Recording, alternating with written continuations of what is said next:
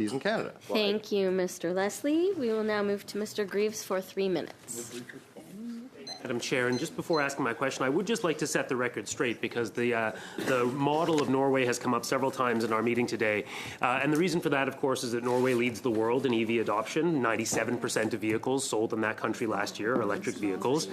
And one of our colleagues did suggest that it was a fallacy to compare Norway to Canada for a variety of reasons. And I'd like the record to show that that is not correct.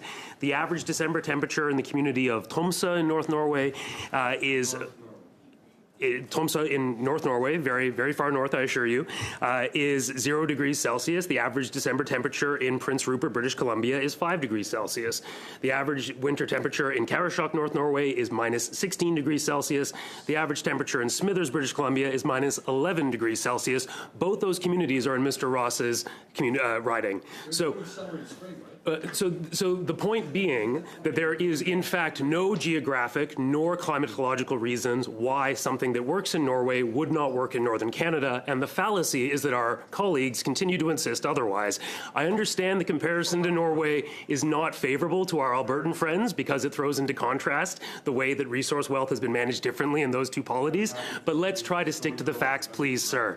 May I ask our witnesses if there's any reason to believe that cold temperatures or remote northern distances are an insurmountable obstacle towards EV adoption in northern and remote communities in Canada?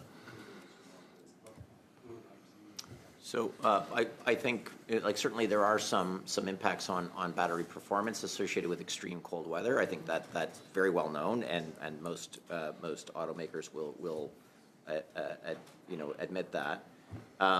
However, are they insurmountable? I don't think so. So when we look at the average experience in a country like Norway, you've cited, so Norway has spent a lot of time on public education around with northern communities and around sort of warming of batteries before charging in the morning in cold and extreme weather. They've done a number of pilots in northern Norway to kind of bring communities on board with that work and with an EV transition.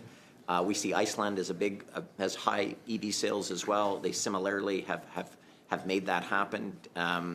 Sweden, Denmark, you can keep going on the list. So, is it insurmountable? I don't think it is. And I think we're seeing definitely technologies improving. We're seeing more familiarity with how to manage extreme cold weather. Sorry, excuse me. Madam Chair, I think it's difficult to hear the witness, and our colleagues are not showing suitable respect to the witnesses in front of our committee today. I'd ask if we could have a few more seconds for the witness to complete his answer. Thank you, Mr. Greaves. Yes, we will quiet down a little bit and have another 20 seconds. Thank you. Yeah, I mean, I'll just say continue that cold jurisdictions with extreme winter weather are adopting EVs.